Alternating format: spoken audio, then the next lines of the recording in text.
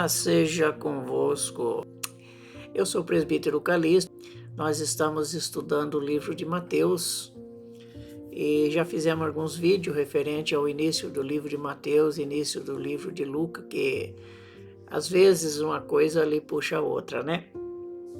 Então agora nós vamos falar um pouquinho do jovem Jesus. Então nesta aula vamos falar um pouquinho do jovem Jesus. Qual foi as suas funções, porque ele não apareceu em determinada época, né? Como nós vemos aqui,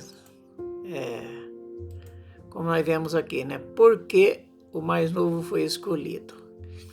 Então é interessante, nós vemos algumas profecias bíblicas, por que algumas coisas, a Bíblia diz que Deus escolhe os fracos deste mundo para confundir os fortes, escolhe os pequenos para confundir os grandes, e deve ter uma razão para isso, né? Vamos buscar as razões, um pouquinho das razões de Deus, que às vezes nós ficamos muito nas perguntas e às vezes não temos as respostas que às vezes nós precisamos ter, né? Deus escolheu Jacó e não Esaú. Por que será que Deus escolheu Jacó e não Esaú? Né? Jacó também, quando ele foi ali ter com José, no momento que José apresentou os filhos dele, o Efraim e o Manassés, Jacó também escolheu Efraim e não Manassés. Manassés era o mais velho e, no entanto, Jacó escolheu o mais novo, né? Deus, ao invés de escolher Israel, ultimamente Deus tem escolhido a igreja. Por quê? Porque Israel, em todos os tempos, eu não estou falando que nós não somos pecadores. Nós somos pecadores, pecamos, todos nós não somos perfeitos, ninguém é perfeito. No entanto, Daniel, quando orou ali, Daniel, Jó e Noé foi considerado os homens mais justos da terra. E, no entanto, Daniel, ao orar, ele, ali em Daniel 9, ao orar, ele embutiu, ele também se incluiu junto dos pecadores. Na verdade, até o próprio Jesus se tornou aí o bode peludo, né? Levando sobre si os nossos pecados, né? Então, Deus, ao escolher a igreja e não Israel, porque Israel, na verdade, foi muito ingrato com Deus, assim como nós estamos sendo, muitas vezes somos ingratos. Então, Deus escolheu a igreja. Por que a igreja? Porque a igreja, ela é composta de todas as nações. Quando a Bíblia diz que, em João 3,16, que Deus enviou o seu Filho ao mundo, não para que condenasse o mundo, mas para que todos, aquele que nele crê, não pereçam, mas tenha vida eterna. É interessante nós imaginarmos que Deus não está bajulando ninguém, embora o povo de Israel tenha promessa, mas Deus escolheu a igreja, embora seja composta de judeus, israelitas, de todas as nações. Jacó, para herdar a bênção, teve que ficar feio. Rebeca, ela pegou Jacó e deixou Jacó fedendo igual Esaú. Deixou Jacó feio, peludo, colocou ali uns pelos nele, fez ele ficar idêntico a Esaú.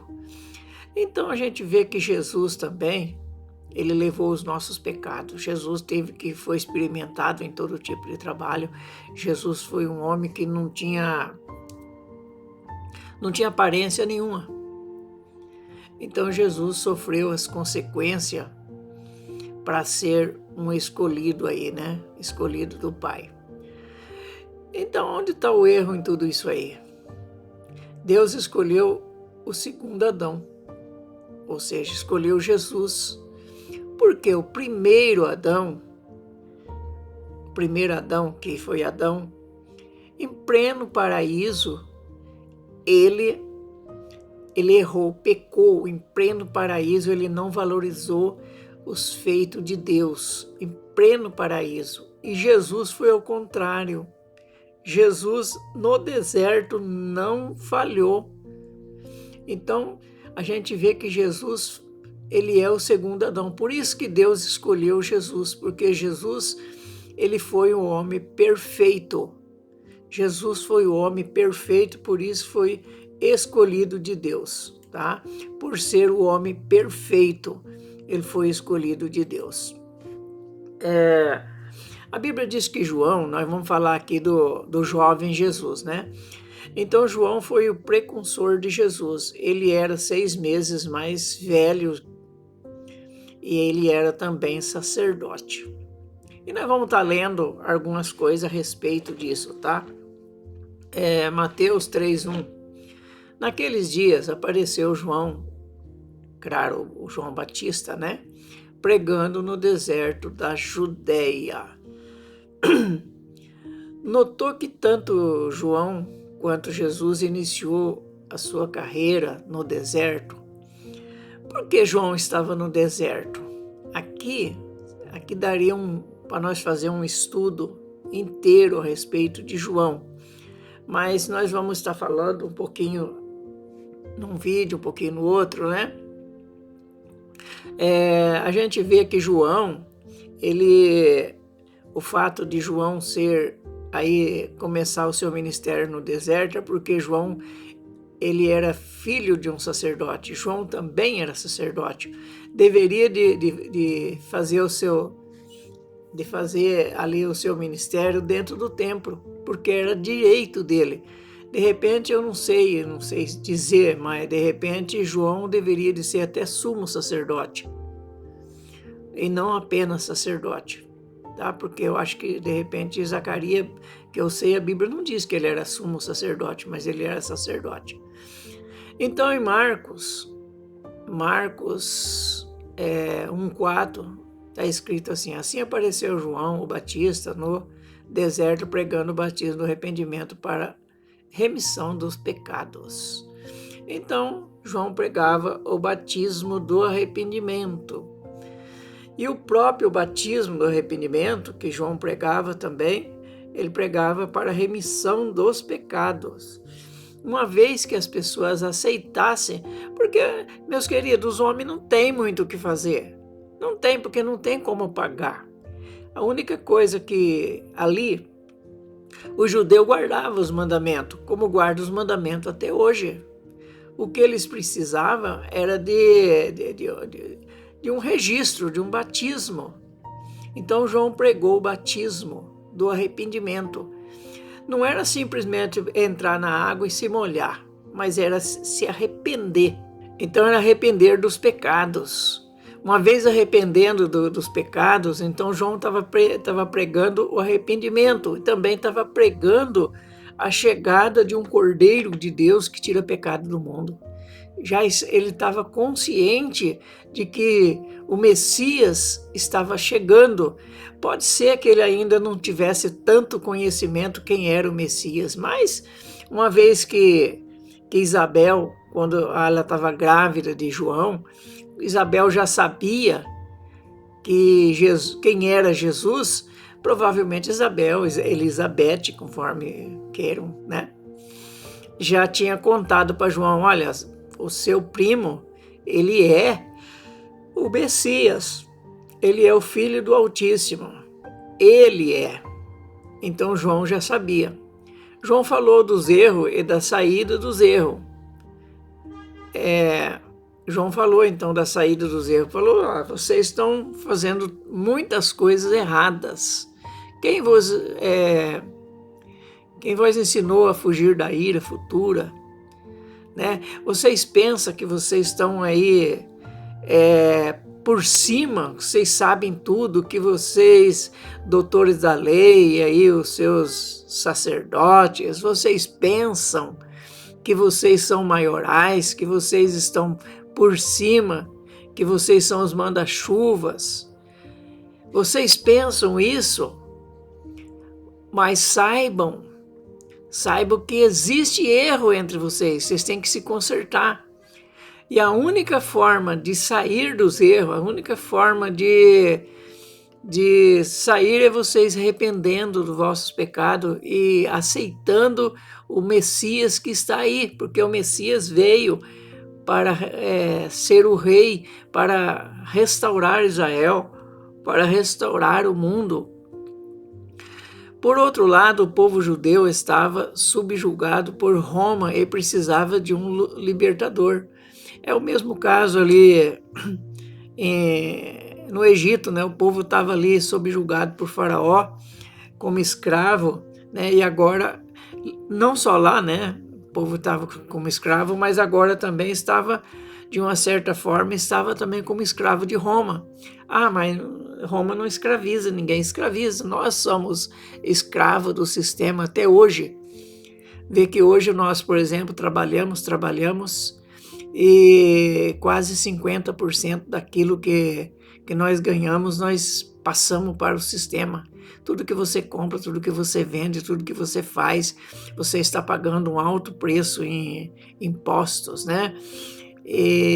Então, aquele tempo, então, de repente, Roma cobrava 30%, quem sabe, dos impostos, de tudo aquilo que eles conseguiam, né? Então o povo estava escravizado ali. E também lá conforme eu coloquei aqui, ó, lá em Faraó o povo estava escravizado tanto por Faraó quanto por Satanás. E hoje não é diferente. O povo está escravizado pelo sistema e está escravizado pelo mundo espiritual também. E na época dos romanos, também na época de Jesus, o povo também estava na mesma situação. Estava ali escravizado pelo sistema romano, escravizado pelo sistema judaico, dos fariseus, dos saduceus, dos essênios, dos eruditos e tanto outros ali. Então agora só tinham mudado de lugar, mas a noiva era a mesma, só tinha mudado o penteado. No caso, estava na mesma situação do Egito. A única vantagem que eles tinham é que eles eram uns escravos mais livres um pouco. É o caso nosso. Nós podemos falar, hoje eu não vou trabalhar, não trabalha. Hoje eu vou fazer isso ou aquilo, ele vai e faz. Não é o caso ali no Egito, que no Egito não tinha opção, tinha que trabalhar. Não tinha que trabalhar e não tinha essa. Então vamos aqui para Lucas 3:2, para não adiantar aqui o nosso vídeo, para não ficar muito longo aqui. Então aqui, ó, tem dois personagens aqui, ó, Anás e Caifás, era sogro e genro, tá? Eles eram sumos. Olha que a Bíblia não tem vaga para dois sumos sacerdotes, eles eram sumos sacerdotes. Então veio a palavra de Deus a João, filho de Zacarias, no deserto. No deserto veio a palavra de Deus a Zacarias. Meus amados, a gente sabe que para receber a palavra de Deus, muitas vezes a gente tem que estar no deserto, muitas vezes você tem que estar em provas. Na hora da prova, na hora difícil, aí a gente recebe a palavra de Deus, mas não pode estar reclamando, porque João provavelmente estava ali com todo prazer, comendo mel silvestre e comendo gafanhoto, né? Gafanhoto. Então, esses dois aqui, ó, Anás e Caifás, eles eram usurpadores, estavam usurpando o lugar, de repente, o lugar de João Batista. E nem podia ter dois sumos sacerdotes. Bom, vocês já entenderam essa parte. Deus falou no deserto, eu coloquei aqui, algo a pensar, conforme eu já disse acima.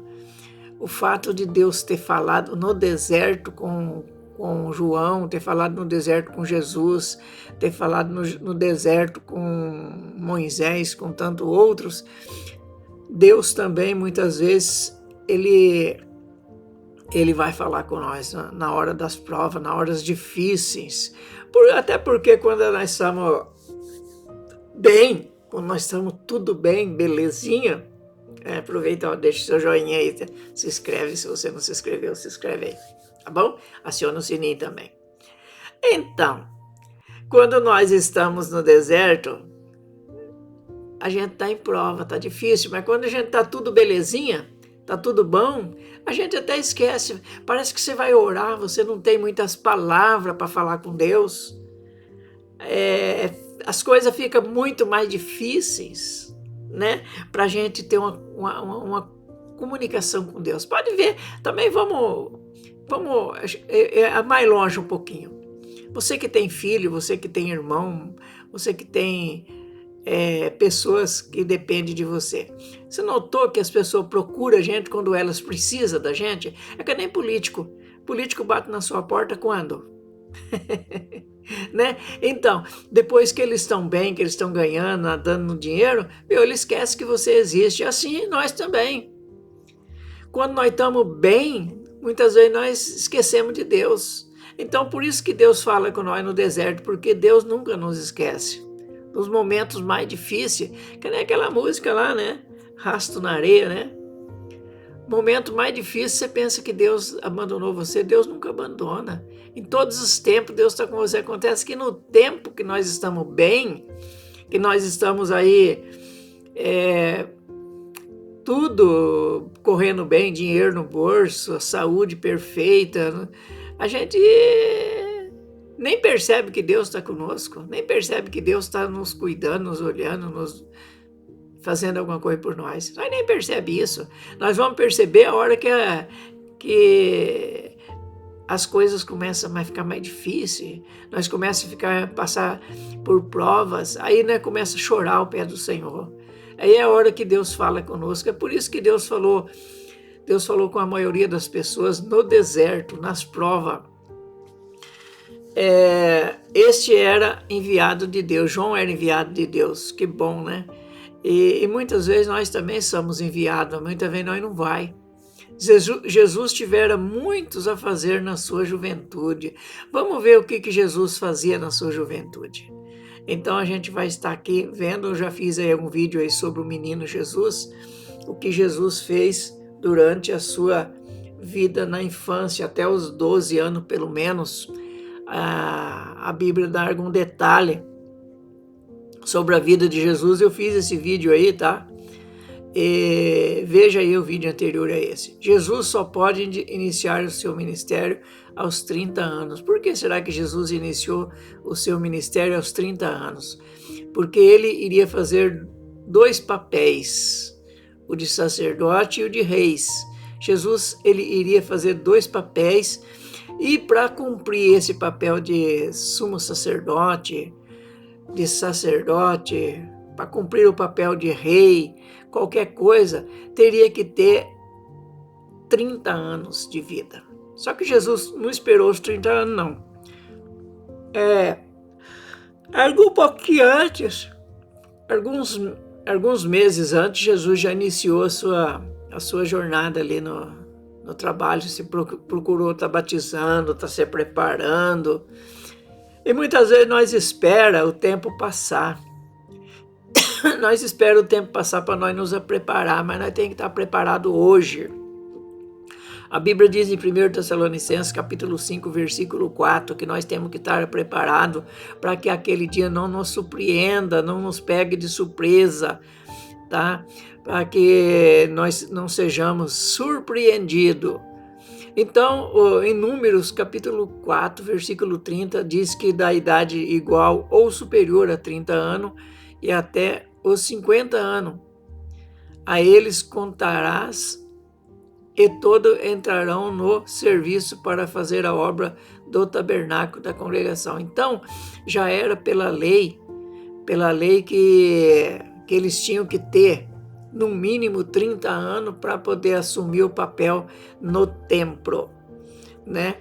Então tinha de ser maduro. Jesus começou bem já no início, tinha talento e conhecimento o bastante. Lembra que com 12 anos de idade Jesus já esteve ali discutindo ali ou com os grandes rabinos, doutores da lei da época, a ponto que eles ficaram boca aberta, né, de ver a sabedoria, o conhecimento das perguntas e das respostas que Jesus tinha para dar, porque o conhecimento é muito interessante para a nossa vida. Muitas pessoas hoje não quer saber de escola bíblica, muitas pessoas hoje não quer saber de estudar.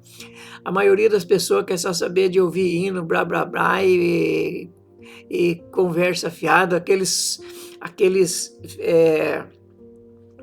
como é que eu falo, aqueles testemunho ou testemunho que faz você chorar.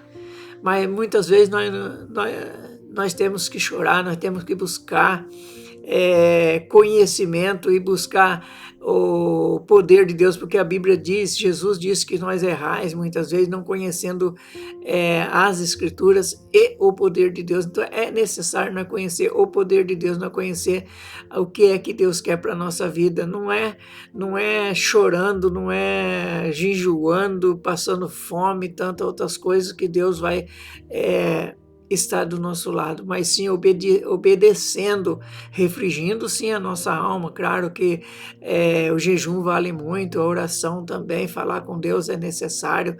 Quem é que tem um amigo que não gosta de falar com seu amigo? Hoje em dia nas redes sociais muitas vezes nós troca mensagem com um amigo todos os dias, muitas vezes 1, 2 ou 3 ou mais vezes. Às vezes ligamos para o nosso amigo e passamos tempos falando com ele, e muitas vezes nós não falamos com o nosso superior, nosso grande soberano criador do céu e da terra. Nós não falamos com Jesus, que diz que ele mesmo referiu que estaria conosco todos os dias até a consumação do século. Então vamos ver aqui, vamos ver algumas pessoas que começou aos 40 ou antes dos 40, né? Antes dos 40 anos, vamos ver. Davi tinha 30 anos de idade quando começou a reinar e reinou por 40 anos. Davi reinou até os 70 anos, ele começou com 30 e foi até os 70 anos reinando, tá? Então, José estava com 30 anos de idade quando estava diante de Faraó, e Faraó colocou ele ali como governador do Egito. E José saiu da presença de Faraó e foi por toda a terra do Egito, né? No caso ali, José se tornou ali, com 30 anos, José se tornou o governador do Egito. Jesus, ele mesmo iniciou em seus quase 30 anos de idade. Jesus, ele mesmo iniciou em seus quase 30 anos, Lucas 3:23. Quase 30 anos de idade, sendo o filho de José, que era filho de Eli. Eu escrevi aqui, cuidado com este quase, tá? É o que eu falei acima, esse quase aqui é o último tempo. Jesus já antes de começar o seu ministério, ele já se batizou, já pegou os seus discípulos, já foi discipulando eles, ensinando eles, tal, foi se preparando, porque ele começou o seu ministério com 30 anos, e quando ele começou com todo vapor.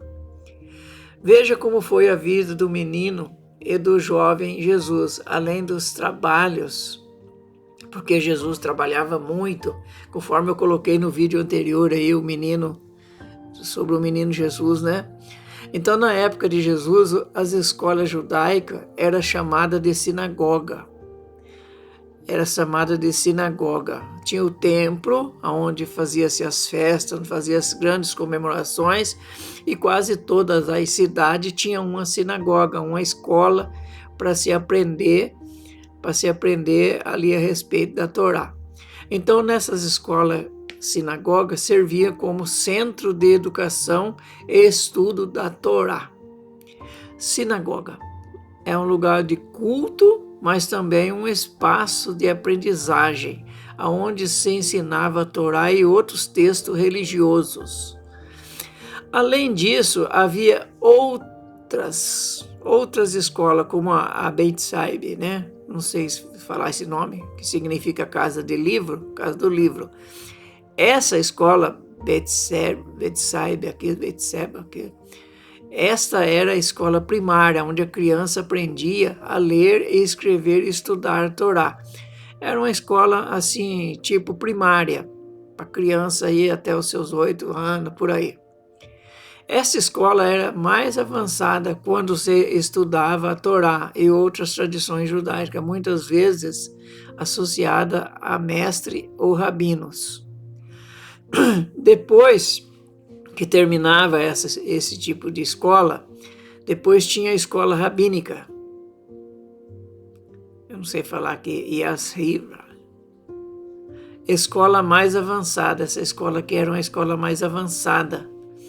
Um tipo assim de faculdade ou secundária, sei lá, alguma coisa mais avançada, onde se estudava os textos sagrados e as tradições judaicas, sob a tutela de rabino. Aqui já era com rabino, não era com qualquer um. Depois havia ainda uma outra escola, ou seja, uma espécie de doutorado. Essa escola era a escola dos profetas, mencionada em alguns textos, por ter sido locais de aprendizado e preparação para a função religiosa. Então tinha escola de profetas. A importância da educação. Hoje nós podemos dizer que, quando fala escola de profetas, nós podemos até falar sobre escatologia. Então hoje nós temos a teologia sistemática, que envolve muito estudo como cristologia, angiologia, toda um monte de logia aí, tá bom? A educação era valorizada no judaísmo, de alto valor, acho que até hoje, com o objetivo de preservar a identidade judaica e transmitir os ensinamentos religiosos. Eles estudavam muito para poder estar passando de pai para filho, porque a Bíblia diz que tinha que inculcar na criança, inculcar na criança os ensinamentos, a lei de Deus, né? Então, os judeus levou sempre isso bem a sério. A educação era vista como um processo contínuo, desde a infância até a idade adulta. Era uma coisa que nunca parou e nunca deve parar, né? Hoje, o que nós temos de pessoas aí com seus 50, 60 anos, ou até mais, ou até menos, que não sabe nada da escritura, só anda pela conversa dos outros.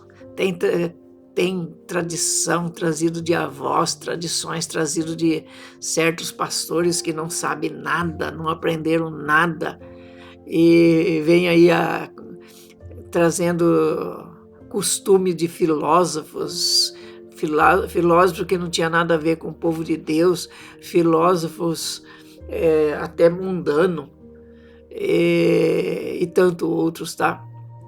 Então, a prática aprendizável estava integrado com o objetivo de aplicar os ensinamentos na vida diária. Jesus iniciou seu ministério aos 30 anos, segundo o relato bíblico, por uma combinação de fatores culturais e religiosos. Não era por acaso que ele começou com 30 anos. Ele poderia ter começado o seu ministério com 15 anos. Poderia ter começado até com 12, porque ele sabia muito mais do que os doutores da lei. Então, mas ele, por causa de algumas combinações de fatores culturais e religiosos que associavam a maturidade e a preparação para o serviço público.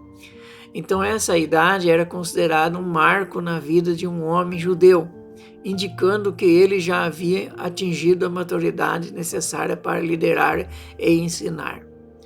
Meus queridos, a gente sabe que, na realidade, tem muitos jovens, até mesmo adolescente, que tem uma capacidade imensa, mas muitas vezes não tem a palavra maturidade, às vezes precisa dessa tal de maturidade, né? Precisa dessa tal de maturidade aqui para poder estar sabendo o que fazer, né? Então precisamos muitas vezes da maturidade, indicando que ele havia atingido a maturidade. Então, conforme eu disse aí, tem muito jovem e adolescente que tem muitas capacidades, mas é necessário ter maturidade, porque primeiro não é simplesmente saber, primeiro a gente tem que entender, primeiro a gente tem que estar pronto para receber não, tem que estar pronto para receber elogios, também receber críticas, tá? Então, com uma certa maturidade, a gente vai estar mais adapto para assumir certas posturas, como de pastor, professor, etc. No próximo estudo, nós vamos falar do batismo de Jesus e alguns segredos embutidos nisso. Então, com certeza, nós vamos ter algum segredo embutido no batismo de Jesus e cabe a nós estudarmos para saber. Meus queridos, vamos ficar juntos. Deixa aí o seu like para poder ajudar no canal. Também, se você não se inscreveu, se inscreva, confira aí se a sua inscrição está em pé, está tudo belezinha. Acione o sininho para não perder as atividades. Compartilhe esse estudo com alguém que você acha que tem interesse nesse tipo de assunto. E eu, assim, agradeço e fico feliz. Que Deus abençoe tudo nós e até breve.